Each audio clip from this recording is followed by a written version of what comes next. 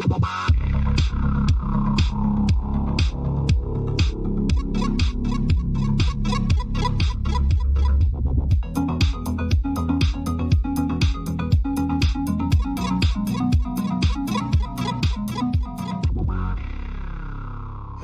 and welcome to the Unlucky Frog Gaming Podcast. You are joined by two of your usual hosts, Mr. Tom Mannering. Hello. And myself, Josh Hartley. Tom, how are you? How are you doing this week? I am doing well, thank you very much. Busy. All go in the Mannering household of just myself. But I'm not too bad, mate. How about you? How are you? Yeah, not bad. Glad to have made it to the end of this week. Work's been strangely busy, and like I was saying last week, I don't know why. I think I've just had a string of really rude customers, so I'm just like, but we've got the 4-day weekend coming up, so I'm looking forward to that. We do, and we're hoping to see each other as well, as we were discussing before the podcast. Very exciting. Which will be weird because we haven't seen each other in person since I think probably June of 2020. I think we maybe. No, it was a little later than that, wasn't it? Because when did Scotland go back into going to doing tier systems, and then Glasgow was immediately put in tier 3? So it's like, right, well, we can't see each other now. I don't know, man. I lost track of it. It's all blurred together now. I feel like we've been in lockdown for a small eternity. Yeah, I can't remember when anything happened anymore. It's going to be so weird, actually, being able to behave normally. It is for sure, yeah. But nice, good weird. Yeah, good weird. I don't know if I know how to interact with human beings in a normal function. No, I get you. You're just gonna stand awkwardly across from people, because obviously, even when we come out of lockdown, we're not going to be able to we're not going to be able to touch each other. That comes out a bit weird. It's not going to be the usual interactions. Exactly what I'm talking about, Tom. It's not okay to just go over and touch people. Is that not how you greet someone? You just go and casually caress them. Sir, please stop cupping my balls. Which was what I was looking forward to when we came out of lockdown. Hi, Josh. How are you? Nearly spat all my tea over my monitor there. Thank you very much for asking. No worries. Oh, man. A little bit of that went down the wrong way as well, so I might need to clear my throat. I think we're fine, though. Okay. We're good. We're solid. Professional, as always. Oh, yeah. Right, well, gaming-wise, we're a gaming podcast, so let's talk about some of that. We've just been watching the latest Games Workshop preview, so we're going to share our thoughts on that a little bit. We do have some other news and stuff to cover off. I think we mentioned it a couple of weeks ago, but 1815 Scum of the Earth, the new historic epic battles game that All or Nothing are putting out, has just gone live on Kickstarter. I've backed it already, and it has already smashed its target, which is excellent news for Tristan and All or Nothing. So we'll provide a link for that in the show notes below. What's the expected sort of dispatch date for that then? Is there anything given yet? Early 2022. That's not bad then. So it's 9 months. All or Nothing, in my experience, have been very good at fulfilling that. The only one that I can think of that there's been a delay was Veil Wraith, which I've also backed, and that has been delayed for obvious reasons. It's all COVID related. So when they were planning that, I'm sure at that stage no one was planning around a global pandemic happening. No, that's fair. I think they can be forgiven for that. I've only ever backed 3 Kickstarters, and one of them I was late, but I got it, and that was pre-COVID. The other 2 are still outstanding because of obviously the impact of COVID, and I'm not entirely sure when I'm going to get them. So I think ever since COVID became a thing, I've sort of backed away from Kickstarter. Not because I don't trust the companies, but just because I'm impatient. And I like to get things within sort of a year. Otherwise, I get a bit antsy. That's fair. That's fair. I mean, like I say, I've backed a couple of All or Nothings products on Kickstarter now, so I know that they're good on their word, and they will get stuff out as soon as possible. That's the thing, innit? You know, if you've got sort of an established relationship with a company and you trust them, then I think you're willing to make that that compromise that you maybe wouldn't under other circumstances. So that's good. Yeah. So, in other news, back to Games Workshop related stuff, which is what we talk about a lot on this podcast. But what can I say? We're all big fanboys. So, the pre-sales for a lot of stuff went up today, including a lot of the new Drukhari release. And the box set, Piety and Pain, which was the Sisters of Battle versus Drukhari box set, is sold out already pretty much everywhere. Yeah. Now, I don't know whether it's because they haven't produced enough.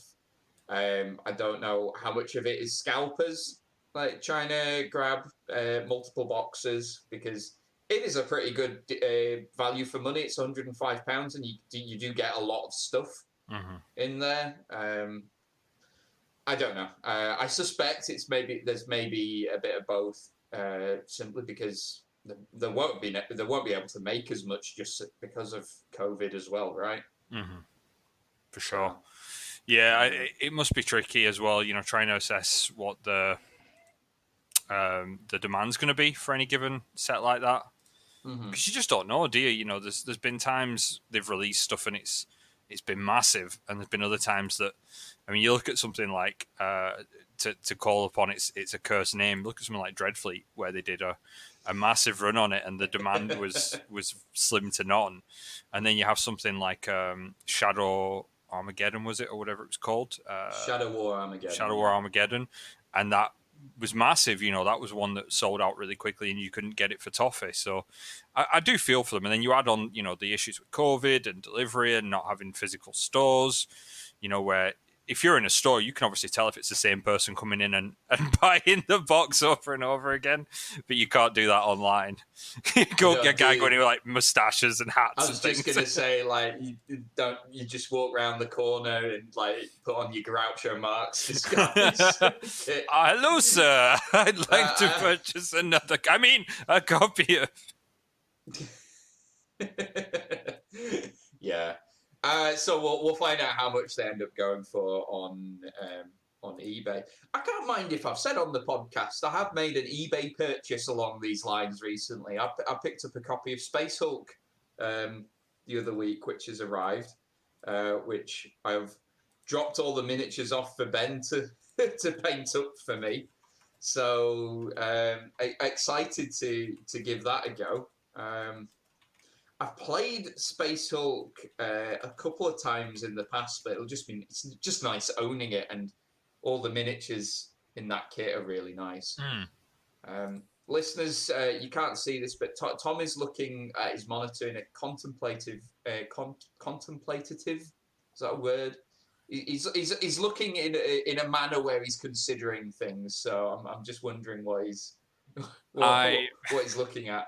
Before the podcast, we were talking about White Dwarf 462 being difficult to get because of the stuff that was inside it. I was actually going to bring that up as well. To segue nicely for you. So just before we started recording, I'd purchased a digital copy of it, and it downloaded there, and it popped up, and I clicked on it, and it's saying the download's corrupted. So the look was me giving what the Jeffrey is going on here with it. So that's why. Nice self-censoring. Editor Josh appreciates that. I'm getting better at it. Yeah, it's if only I could do that in my day-to-day life. Probably wouldn't get so many judgmental looks from parents of children passing me by as I curse at random. That doesn't happen. That's a joke. I was just about to say, like, you don't swear an awful lot.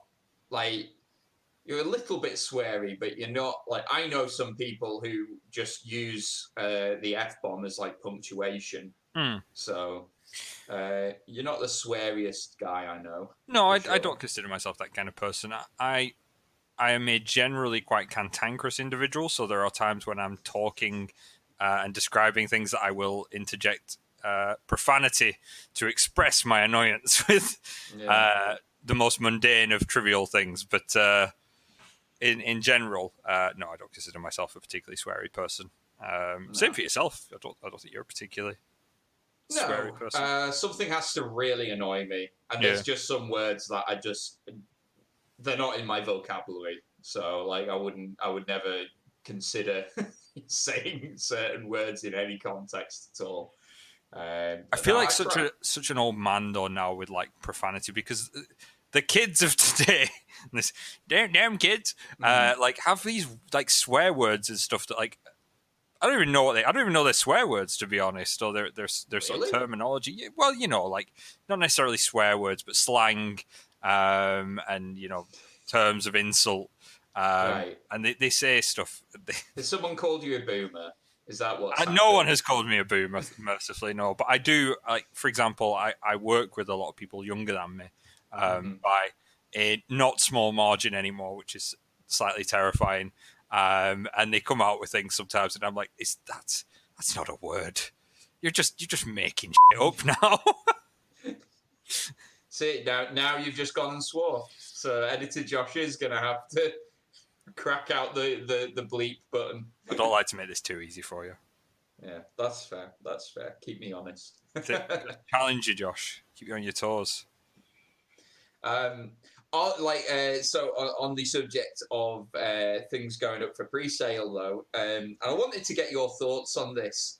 There's a campaign book that's gone up for pre-sale as well. This is the Book of Rust. This is basically the idea is to allow players to play through in a narrative way the events of this war that is panning out in the Charadon sector of the galaxy. So within this, you get additional rules for Adeptus Mechanicus, for Death Guard, and for I think Drukhari gets some rules in this as well. I'm not sure. The bottom line is there are some people online, and I don't think it's like a complaint without merit, but there are some people online comparing this to stuff like Day One DLC. And it's like, right, well, you know, I've just bought like the Death Guard Codex. Why do I need to buy another book just a month later so that I can get all the rules for this one faction? I'm going to buy it because I'm a sucker. That is the bottom line. At least you're honest. Yeah. I am not... I will never turn down more stuff, right? Like more rules, more books, like that. It's great, you know. And you know, it's just, if nothing else, a lot of this hobby is collecting, and that's one element of it I like. But like I say, I can kind of see people's point on that. What are your feelings on it? I think it's a tricky animal. Like back in the day, you used to get in some codexes, you would get like special missions and stuff that were specific to your faction. You know, like I remember like there was one for Dark Elder when they first released, and it was like, you know, the Dark Elder, it sort of set up the Dark Elder raiding party style mission, and stuff like that, and that was cool. And you know, it was a way to kind of thematically tie your gameplay to your army. I suppose what they're doing now is a bit more than that. You know, it's not just one mission. You know, it's a pack, it's a scenario pack, or whatever you want to call it. So I think there's an argument to be made that is it too much to put in a codex to have that in as well? Maybe. I think what has probably happened is that they'll have had a separate development team working on this, right? So much like the Forge World book that came out last year, like none of the people writing that were actually working on the respective codices throughout 40k. and I imagine the setup has been similar for this one. Yeah. It's like, to the people who are like getting really annoyed about it, and I did watch one YouTuber who got angrier more than like I've ever been angry about legitimate things. Do you know what I mean? And it's always a weird thing to see people responding in that way, because I see it with Magic the Gathering fans as well, right? They will get so infuriated about this hobby of, you know, collecting trading cards or miniatures or whatever. And it's like, I would say to those guys, the reality is, if you need any of these rules, you will be able to find them online.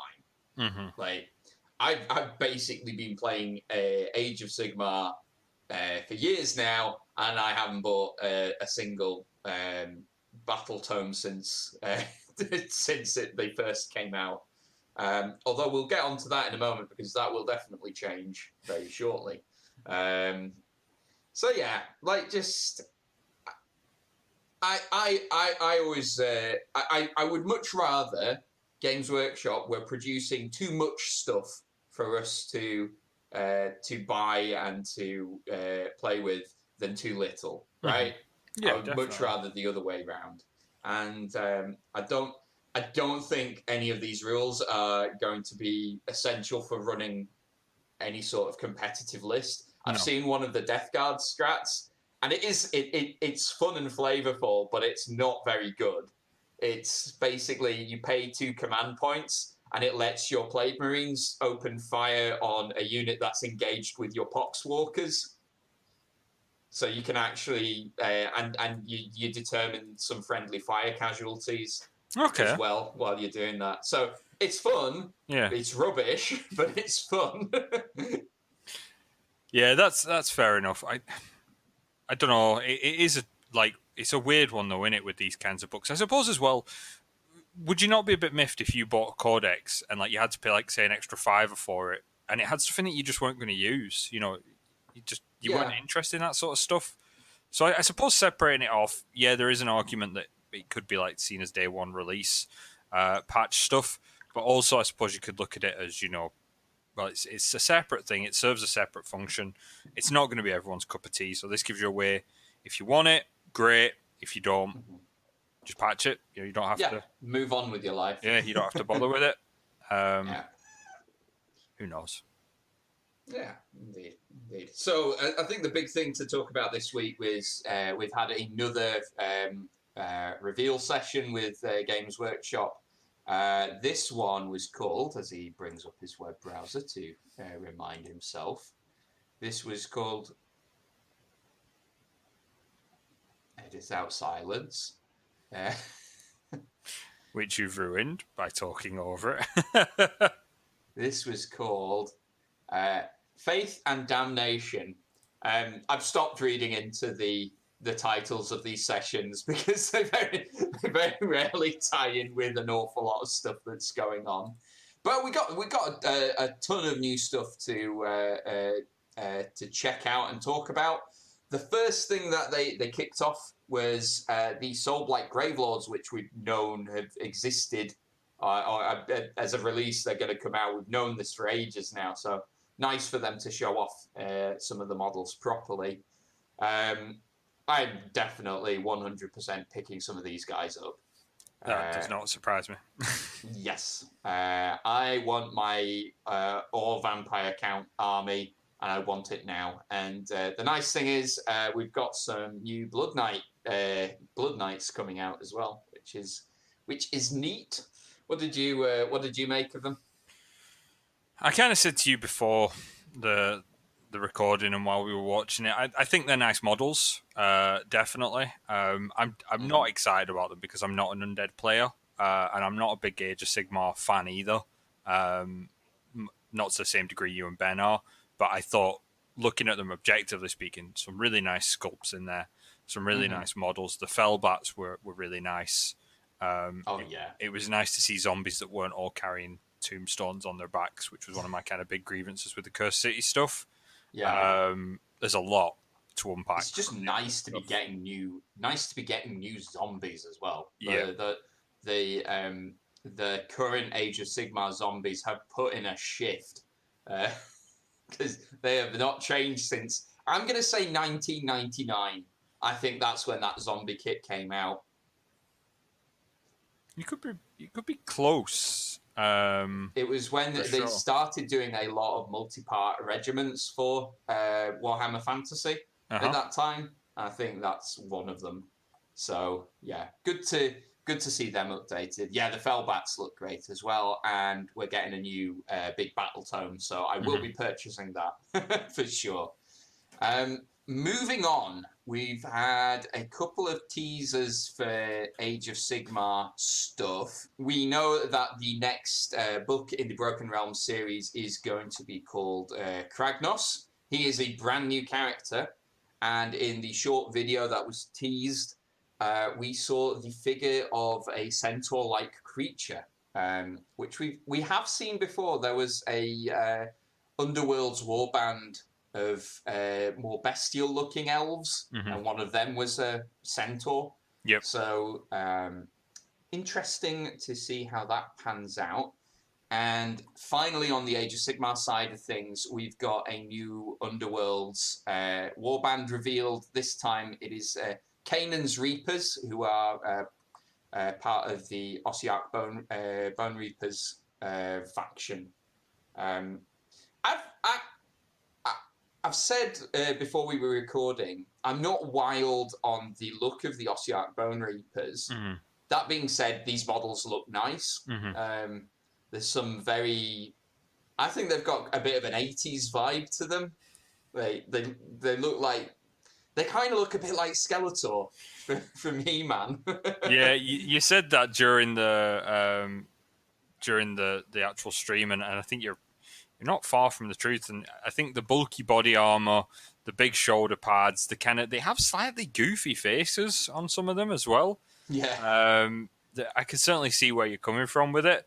I don't necessarily think that's a bad thing either. No, not at all. I think they look great. Like, even though I'm not that keen on the aesthetic of them in general, I think they are like nice models still. So definitely, yeah.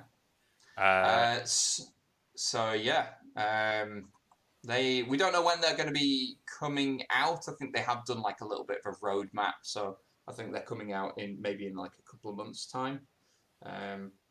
I'm definitely picking up the Vampire faction when they come out though, because they're amazing models, and I will just use them for my army. So it's weird that with the sort of the Underworld box sets, they do tend to do some of the nicer character models that you could actually use for any faction, that's in there. Fair play to them, it's a weird. I think in some ways it's a weird way to do it, that they kind of fence off some of these nicer models behind these box sets. But then I think if memory serves, at least from previous experience, the Underworld boxes aren't that expensive. The sort of team boxes, £17.50. They're like one of the best value things that Games Workshop offer. And frankly, if we're being brutally honest, you can pay that for one character model now. So yeah, most characters are more expensive than that now. Yeah, so that's a pretty solid deal that you're getting. Yeah. So well worth your time. Yep. So moving away from Age of Sigmar and into the 41st millennium, the first reveal was a new warband for Necromunda, and we get the Redemptionists that those of us who remember Necromunda from the first time around will remember these guys. At this point, the stream made me feel really old because the guys hosting brought this up, and I'm like, yeah, there are some people who weren't even born when these guys were first around. So yep, go me for being old. I think I remember like original Necromunda being released. So I think anything to do with Necromunda immediately makes me feel old. Especially when you go back and you look at some of the older models and how dated they are. Not necessarily bad, but certainly dated models they are by comparison to now. I'm not a big fan of Redemptionists as a team. I don't know. I've never quite got on board with the whole sort of fire and brimstone side of the not the Inquisition, but the what's the word I'm looking for? Imperium. The Imperium. Thank you. With that side of the Imperium, like it all seems a bit OTT. I suppose that's the point. But it's not. It's not what I enjoy the most about it. But there are some really nice models. I think one of the things they said that I do agree with is there's a lot of conversion opportunity. As well for so much, for doing Sisters of Battle, Inquisition forces, Imperial Guard forces, some Chaos forces, some cracking head swaps in there, some nice bodies and things you could use. So there's definitely a lot you could do that even if you weren't a Necromunda player, which I do. You can't argue with that. Yeah, I can picture a lot of people using these if they play Inquisitor 28, right? Like these will fit right in with the aesthetic of an Inquisition warband. Definitely. So no, they do look neat. And they also revealed a new starter kit for Necromunda as well. This is going to be called Necromunda Hive War, and this is going to pit the Delax versus the Esches. And you get a bunch of terrain and the rulebook and other gaming aids in there.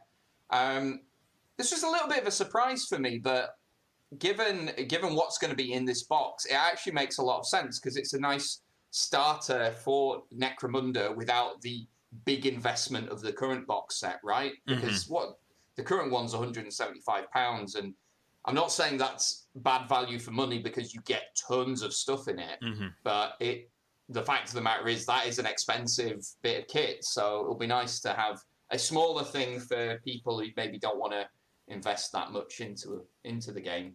Yeah, definitely.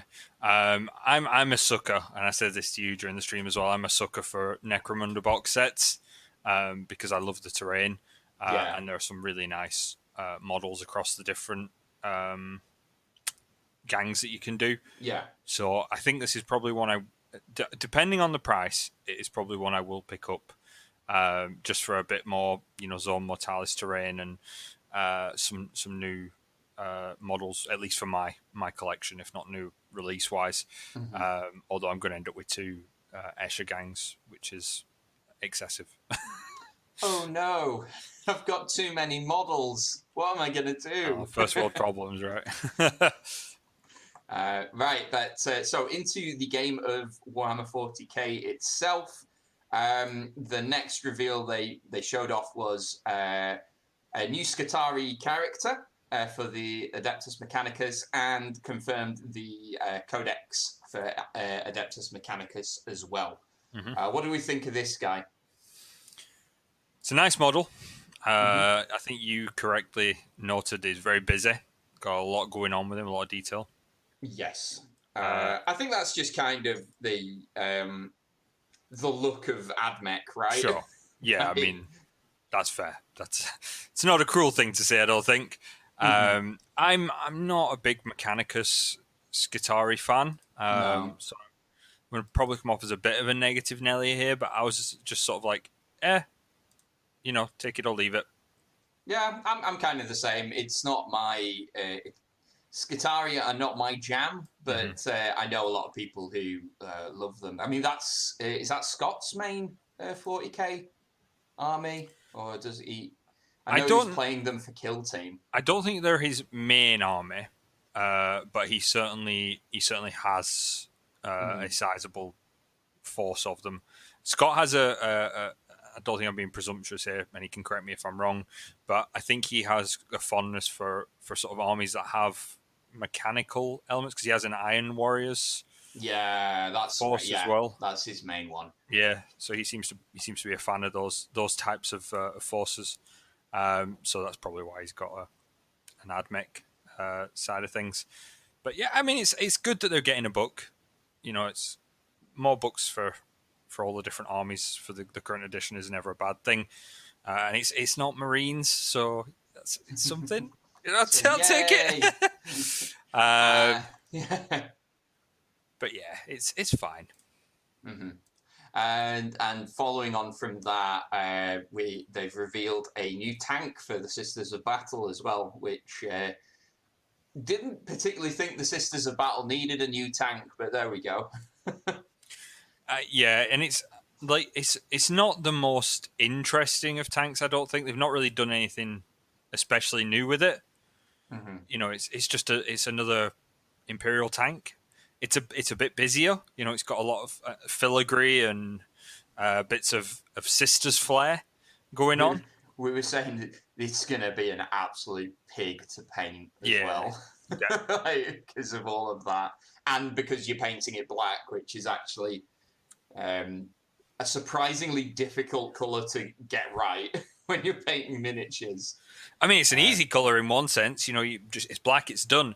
But if you want to make it look good, to give it, you know, the edge highlighting and all the trimmings that you need to make black look more than just flat, it's going to be a nightmare. And then you're going to be even worse off because you're then going to be trying to paint all these bits of filigree like gold, and you're going to be doing all the extra trappings around it and trying to be careful you don't balls up your black on it. And it's just, I don't envy a Sisters player having to paint that thing, to be honest. But it's functional. It certainly fits in with the Sisters aesthetic. Can't really argue with that. It does look like a mobile sort of temple almost for them. Yeah. With all its braziers around it and things like that. So fair play. If you're a Sisters player, it's probably going to be right up your alley, I would imagine.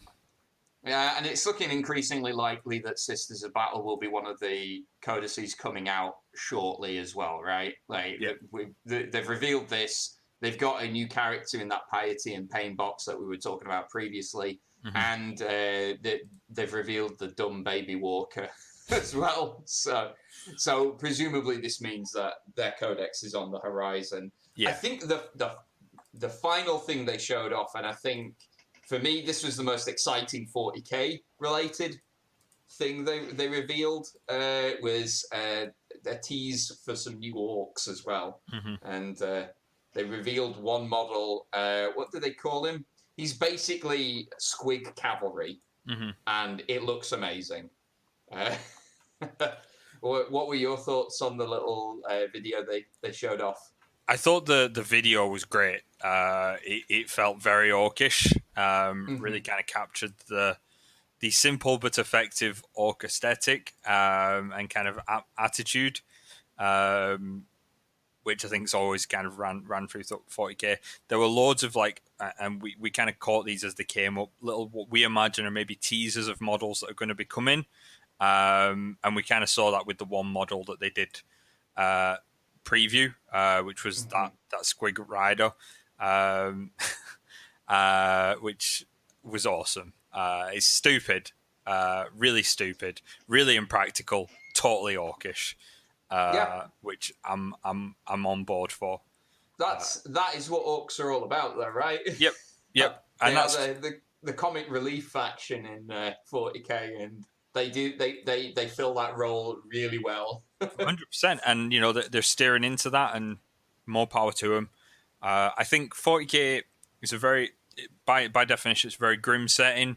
You know, there's not a lot of immediate humor in it, although there is humor to be found. But orcs have always been sort of a go-to, you know, more of a laugh army. Oh yeah. You know, they don't take themselves too seriously, and GW have never really taken them too seriously either. You know, they're probably in the setting. They are probably the happiest faction there, though, right? Like because they're doing what they love. They just fight all the time. So. And if you do what you love, you don't have to work a day in your life. Yeah, exactly. So, what do you think that might come out with an orc release? Because this looks like they're kind of hinting that this is going to be a bit more of a substantial release than some of the other factions we've seen previously. I don't know. It could be anything. You know, it's guesswork at this point in time. I think one thing you said that I would love to see them do justice is all the different factions. Yeah. Within it. So to be clear, this Squig Rider, they confirmed that he was part of the Beast Snaggers, which is a new orc culture that they seem to be they seem to be focusing on. But it would be nice if we've already got a lot of Speed Freak minis, so that they probably don't need maybe some new bikers. That would be cool, right? Yeah, Like, could go something like that. Yeah, and then you've got all the other like you've got the Bad Moons who are into all their artillery and that sort of stuff. They've got a lot to work with. So, I mean, Orcs have got as much scope, arguably, as Marines do. For factions and different types of models you could do. For each one, you could do a book for each faction of Orc quite easily, I reckon. And one thing you mentioned was, a Rebel Grot faction would be awesome. Oh, that would be great. See that get some love. So I mean, they could. There's so many ways they could go with it. And to be honest, I'm happy for them to do anything with it. I don't think, I'm going off the top of my head, but I don't think there's been an Orc model I haven't liked to some degree over the years.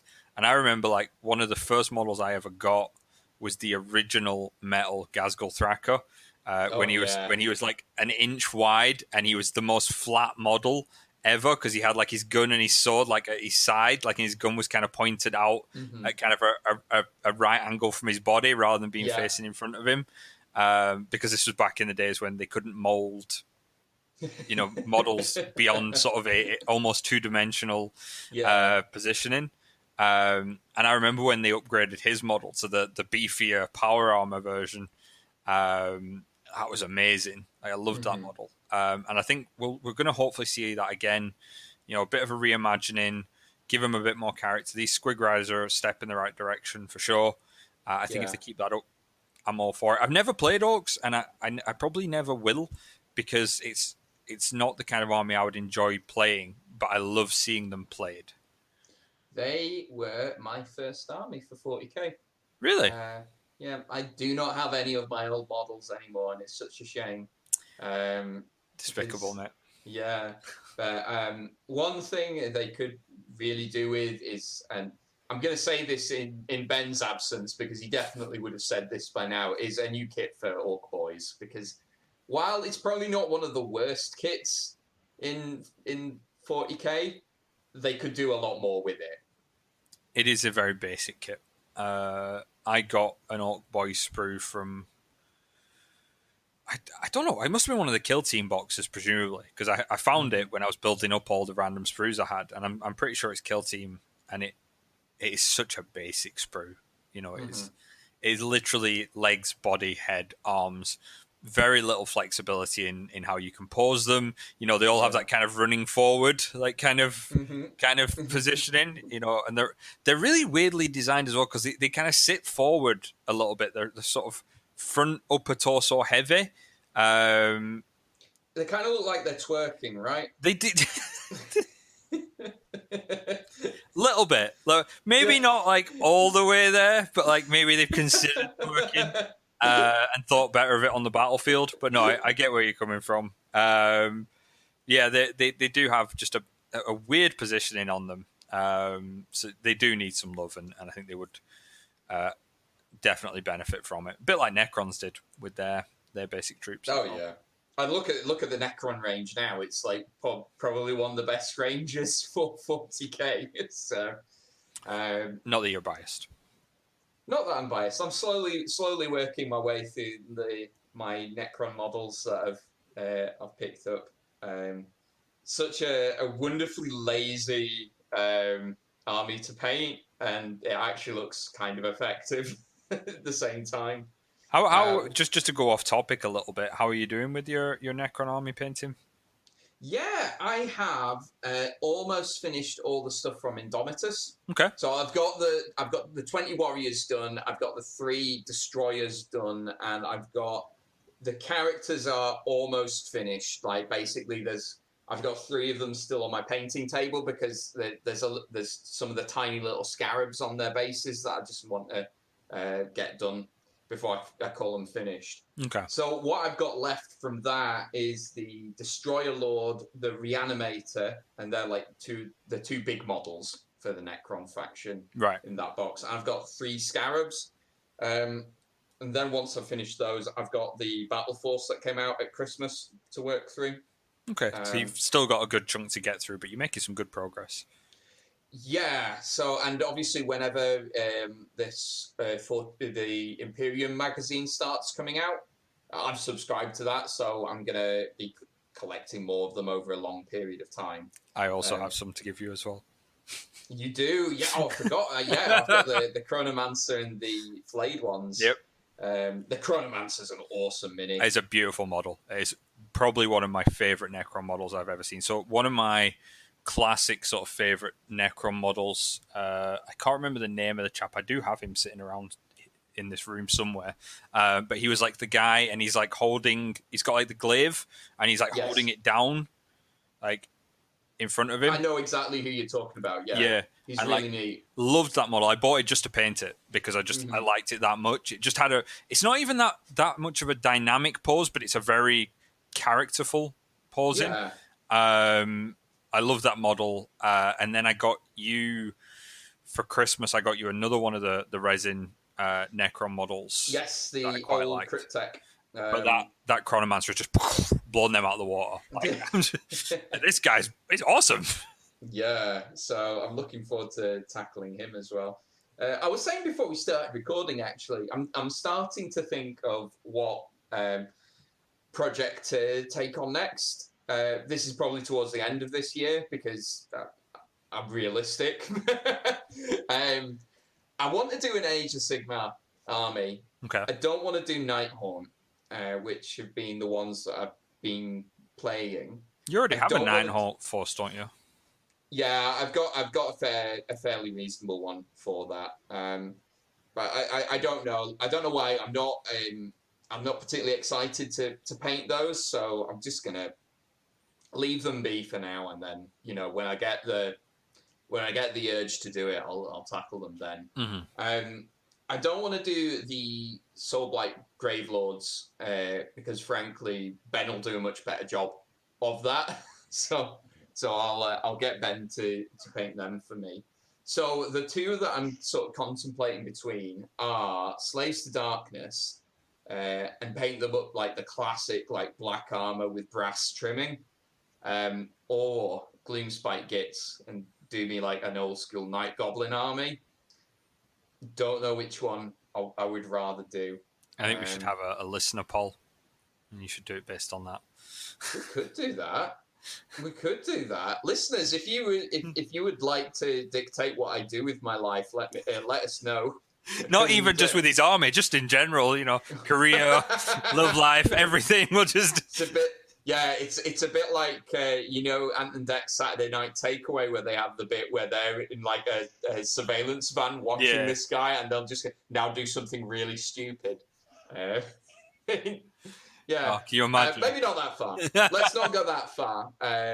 Just his army, nothing more. Just the army. Yeah, let me know what army I should paint up next. And do you know what? I should share my progress of my Necrons on the channel as well. So I'll get some photos taken of them.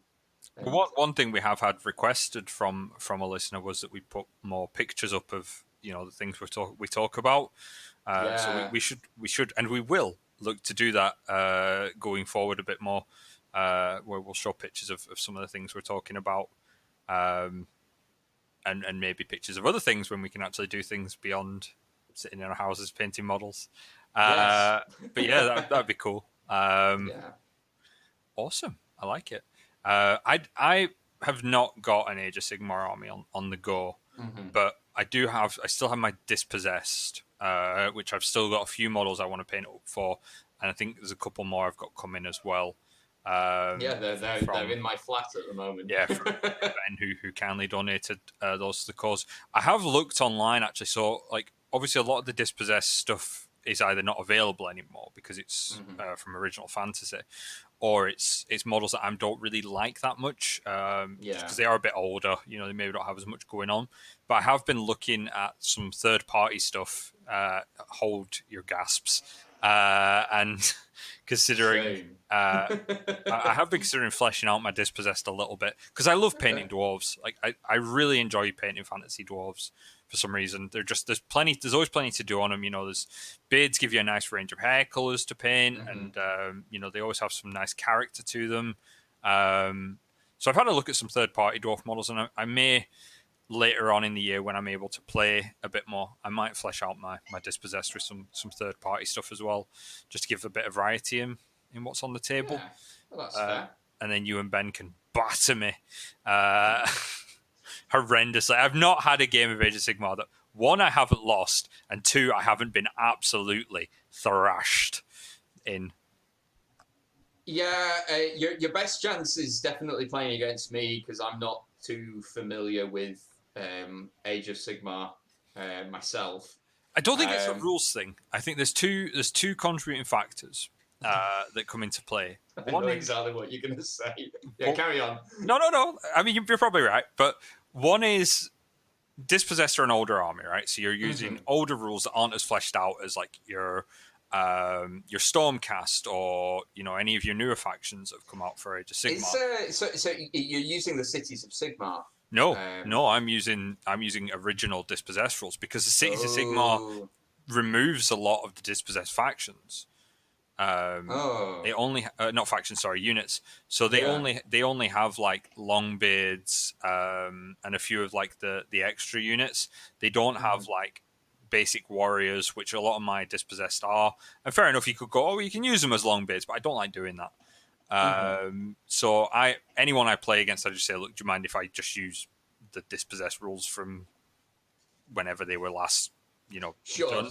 And so that's definitely going to have a big impact. So and that's on me. That is 100% on me. That's my burden to bear, and I do so gracefully. But the biggest thing that goes against me is my fucking luck, and you can beep that, because it's just the worst. Like I've just rolled. I cannot roll 6 to save my life. If that guy who lives across from you broke into my house and put a gun to my head and was like, roll a dice like 6 times and get at least 1 5 up, I'm done. I'm out. Yeah. It's game over for me. I cannot roll a D6 to save my life. I'm not great with dice in general. I have terrible luck. But D6, they had a meeting and they were like, screw this guy. He's done. Like, we're done with him. We're taking him out. Nobody gives him like a 5 or a 6 ever again. On the flip side of that, I'm quite jammy when it comes to rolling 6-sided dice. No, you're not. You're not jammy. You made some sort of Crossroads demon pact at some point in the past, and we're like, so if it's a feel no pain save, which is a 5 to 6, just for clarity on the contract I'll be signing, I'll pass them all. Yeah, and they were like, yeah, no, that's fine. I mean, I'm gutted now that Death Guard don't have their old disgustingly resilient rule, but I am looking forward to rolling lots of dice with my Necrons and reanimating a lot of them. I'm looking forward to that, and crushing your spirits when I do that. As much as I give you a hard time sometimes on the podcast, you are a very likable guy on a day-to-day basis. But the day I played you and you just passed every single one of them, I am not quick to anger, but when I go, I go. Yeah, and I could tell that you were putting a lot of effort into holding it together. Yeah, I was like, it wouldn't have just been flipping the table. It would have been flipping the table and then using it to bludgeon you into a sticky pile. I was that annoyed. But I didn't. You didn't. No, you didn't. I am looking forward to playing some 40k in person, though. I really want to do a crusade. I really want to have a crack with those rules. And the nice thing is, Ben's working on my Blood Angels. I'll have enough Necrons, and I've definitely got enough Death Guard. So I'll have 3 different armies that I can play crusade with. Yeah. So it'll just be nice to be able to play it with people rather than setting it up on my coffee table by myself. On your own. Just rolling dice against yourself. Dear listeners, I have not done that yet. He's weeks off it. Weeks. Yeah, fortunately lockdown seems to be getting eased soon, so... Yeah, thank the good Lord. if you subscribe to such a thing, because it sucks. Like, there's no cutting that any other way. Not seeing people, and like, especially when we're sort of both blessed and cursed that we have hobbies that we can do things at home, like paint, and there are some that have solo play, but so much of our hobby, be it role play, tabletop, board games, is a social game. And whilst there have been some ways we can do that, if it's role playing over Roll20 or using simulators to play board games, I do miss that, round the table, couple of cans or whatever, ordering some takeaway, and just playing a good old game, and considering throttling Josh in person. Just you can't replace that digitally. You can't simulate that. Right. I think on that note of murdering me, should we draw this episode to a close? I really hope, I hope nothing bad happens to you anyway, but I really hope nothing bad happens to you, because I can imagine the trial of me stood there like it was just a podcast. I was just kidding, Judge, just kidding. Right, yeah, guys. Well, as always, thank you very much for listening. And until next time, take care. Bye.